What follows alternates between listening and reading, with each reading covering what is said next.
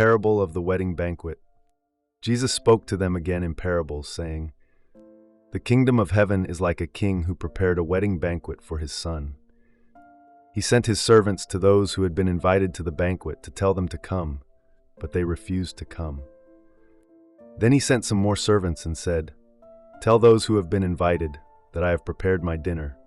My oxen and fattened cattle have been butchered, and everything is ready. Come to the wedding banquet.' But they paid no attention and went off, one to his field, another to his business.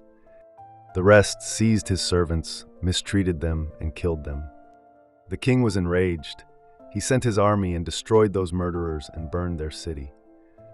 Then he said to his servants, 'The wedding banquet is ready, but those I invited did not deserve to come. So go to the street corners and invite to the banquet anyone you find.' So the servants went out into the streets and gathered all the people they could find, the bad as well as the good, and the wedding hall was filled with guests. But when the king came in to see the guests, he noticed a man there who was not wearing wedding clothes. He asked, 'How did you get in here without wedding clothes, friend?' The man was speechless. Then the king told the attendants, 'Tie him hand and foot and throw him outside into the darkness, where there will be weeping and gnashing of teeth. For many are invited, but few are chosen.' Paying the imperial tax to Caesar. Then the Pharisees went out and laid plans to trap him in his words. They sent their disciples to him along with the Herodians. 'Teacher,' they said, 'we know that you are a man of integrity and that you teach the way of God in accordance with the truth. You aren't swayed by others because you pay no attention to who they are. Tell us then, what is your opinion? Is it right to pay the imperial tax to Caesar or not?' But Jesus, knowing their evil intent, said, 'You hypocrites, why are you trying to trap me? Show me the coin used for paying the tax.' They brought him a denarius, and he asked them, 'Whose image is this and whose inscription?'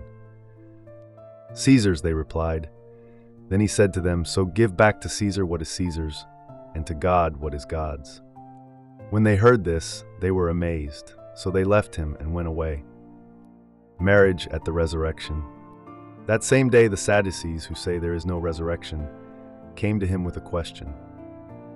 'Teacher,' they said, 'Moses told us that if a man dies without having children, his brother must marry the widow and raise up offspring for him.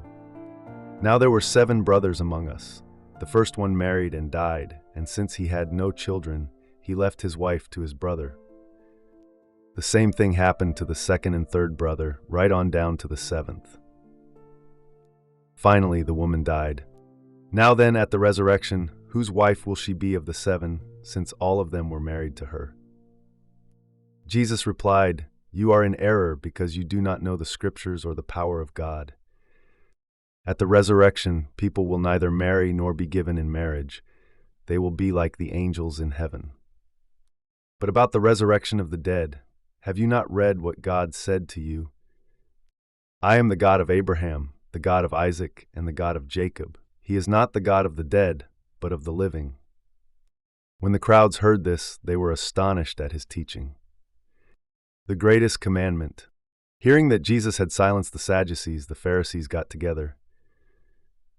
One of them, an expert in the law, tested him with this question. 'Teacher, which is the greatest commandment in the law?' Jesus replied, 'Love the Lord your God with all your heart and with all your soul and with all your mind. This is the first and greatest commandment. And the second is like it, love your neighbor as yourself. All the law and the prophets hang on these 2 commandments. Whose son is the Messiah?' While the Pharisees were gathered together, Jesus asked them, 'What do you think about the Messiah? Whose son is he?' 'The son of David,' they replied. He said to them, 'How is it then that David, speaking by the Spirit, calls him Lord? For he says, "The Lord said to my Lord, sit at my right hand until I put your enemies under your feet." If then David calls him Lord, how can he be his son?' No one could say a word in reply, and from that day on no one dared to ask him any more questions.